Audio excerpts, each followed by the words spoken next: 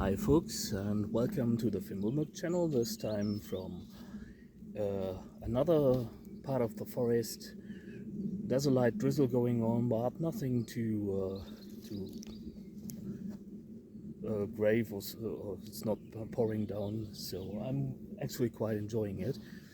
And this time I've got something special for you, and this is another forest resource, and I am talking of this little guy here. This is Fumus fomentarius. I used it to experiment with fire drilling and transporting an ember.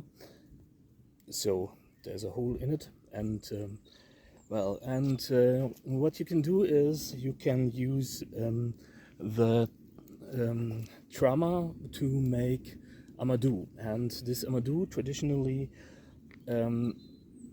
was used to make pouches and hats and bags and stuff. And there's still a tradition in Romania where people still do this. We are talking of this part here. This is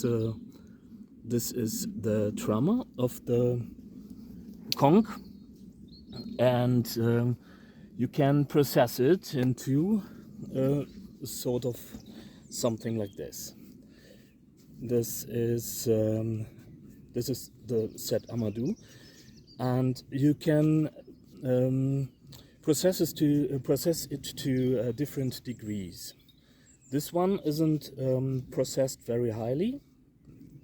I left it a little bit thicker, and but you can also make a really soft fabric from that. Look at that. It's really cozy. This is and the finer you make the Amadou, the easier it catches a spark, and you can also use it for as a makeshift band-aid, or for it has been used traditionally, but please don't quote me on that,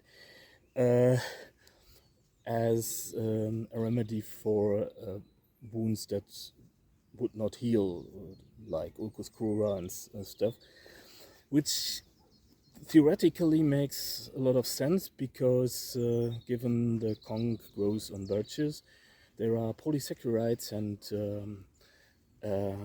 triterpenoids in it that might be responsible to promote wound healing.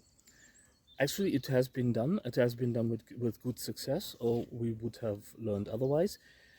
But this is not the use I want to show you today, because today I have something I'm in the making. And this is, I really love my little SAK, and I was thinking about making myself a pouch in order to make it less accessible, because it's a really evil, badass weapon, but also to protect it from outside influences, wear, and keeping the scales nice and shiny, and I wanted to try out the technique. And what I have done here is excuse my lousy sewing. I'm not an expert in that. My lovely woman would get mad with me, and it has properties a little bit like leather, and you can leave it a little bit thicker, because, well, obviously it isn't leather, and it can, if you look at that, if I really want to, I can tear it apart. But you don't do this with a leather pouch, so why should you with a pouch out of Amadou? What you want to do is, contrary to the processing leather, you just need a piece of thinner twine, It doesn't need to be the strongest you can get. It's just the middle road again, and you can you don't need an awl. It's just like any old fabric. You can, like textile. You can sew it together like that, and you could use a saddle stitch, which might, well, it's given the material isn't as strong as leather, there actually is no need for it, because it might even be the seam might be stronger than the fabric, and that can pose a problem. I've made one pouch already, and had my fabric fail on me, not the seam, and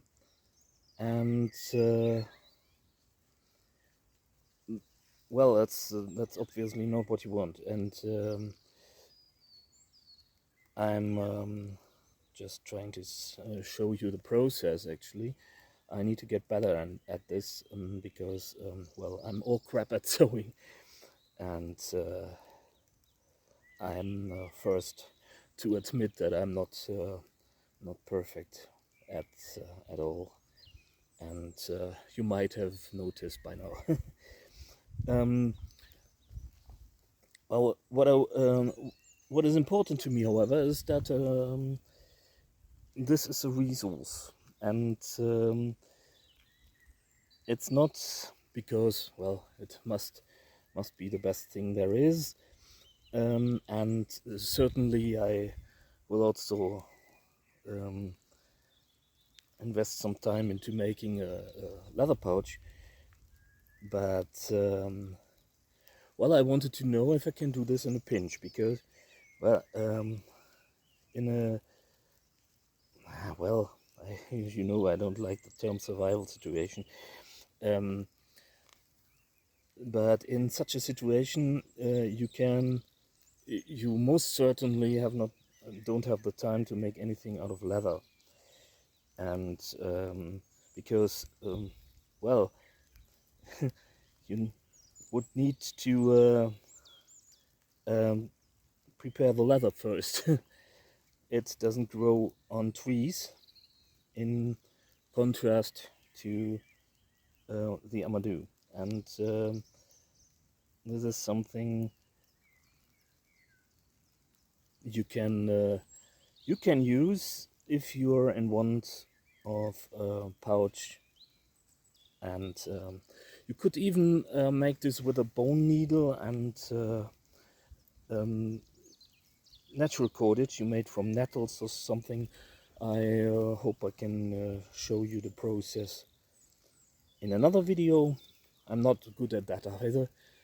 I'm a jack of all trades and master of none, and maybe that's not that good a thing, because I'm a friend of mine once said, because you're constantly chasing chicken, you don't manage to build a coop, and well, he was right. I'm the like, and but it's I think there is, and that's maybe that's the whole point of this whole channel is, I want you to show that that there's no harm in being curious, and well, curiosity is a good thing. It's not in our culture. We tend to say that you're not entitled to curiosity, but this is our education system, and I'm not criticizing this, but well, I do, but not now. it is a lot of we get a lot of functional knowledge in order to function properly, to be normal. And in order to be normal, we throw away a lot of curiosity, and that's the culprit with what I want to say. It was a rather prominent figure, namely Albert Einstein, who said, if you want your children to be intelligent, read them fairy tales. And at least the quote is attributed to him. And well, there is no harm in curiosity, that's what I'm saying. Well, if you're a soldier and you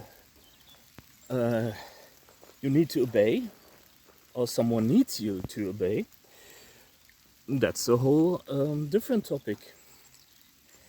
And well, but if you can think for yourself, there are a lot of resources that you can use in your everyday life. It's not always a survival situation, and it's not always about survival or functionality or something, because curiosity is actually a really great feeling. It's great. It's if you are curious and you have learned something and you are enjoying the process of learning, that's a really great asset to have in life. And it also manages to keep you sane.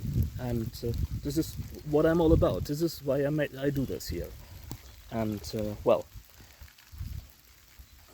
just like that. Obviously, I did a lot of work beforehand, but it wasn't that much of work either.